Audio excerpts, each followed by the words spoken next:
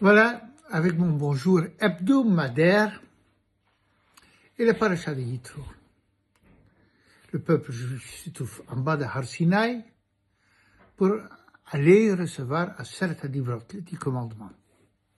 Alors HaKadosh Baruch Hu donne une communication à faire au Bnei Israël de la part d'Hachem directement.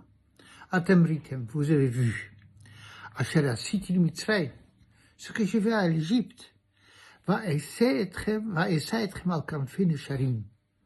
Et je vous ai porté sur des ailes d'aigle. La vie est très belle et je vous ai amené vers moi. Alors, cette expression poétique, je vous ai emporté, je vous ai conduit sur les ailes d'aigle. Hachem, soudainement, il parle en poète. Ça m'a interpellé. Alors, il est clair qu'il s'agit d'une image.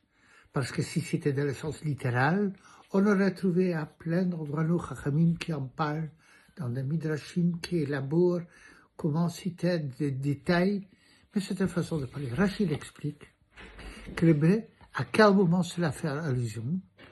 Le Béni Israël était éparpillé dans toute l'Égypte.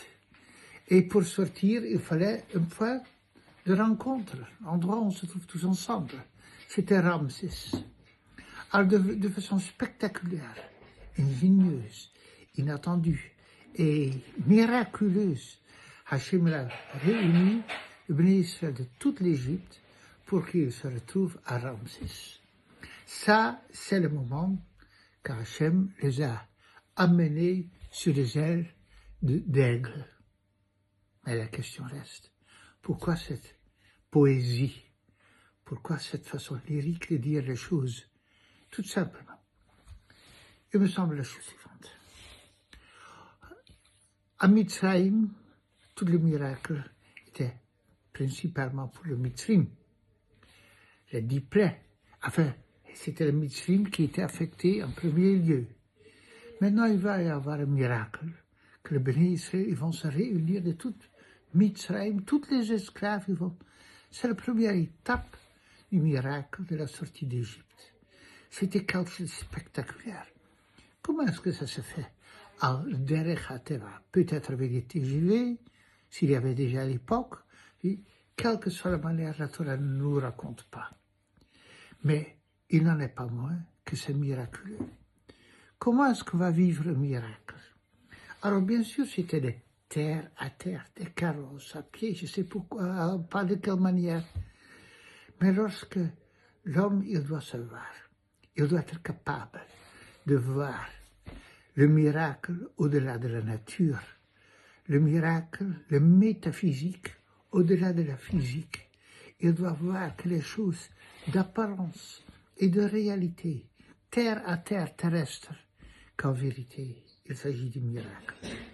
Donc le Béni Israël, bien sûr, chacun est venu comme il veut. Mais la chose est tellement extraordinaire qu'on était censé de vivre ça comme si on est venu sur des ailes d'aigle. Donc il y a des choses très terrestres qui nous arrivent, à nous tout le monde. On est trop cartésien, on est trop carré. Et on dit oui, c'est le médecin, ceci, cela. Et parfois, pour être religieusement correct, on dit ça à HaKadosh Baruch Hu. Mais on doit véritablement être capable de vivre cela en tant que miracle. HaKadosh Baruch Hu, regarde les Mitzrim, ils envoient tout le plaies, ça ne leur a rien fait. Vous, pour sortir d'Égypte, il y a une condition, de voir le miracle dans le dépassement de la nature. On voit que la nature, on voit que le terre à terre. Mais là-dedans, de le vivre, que Hachem nous a réunis sur les ailes d'aigle.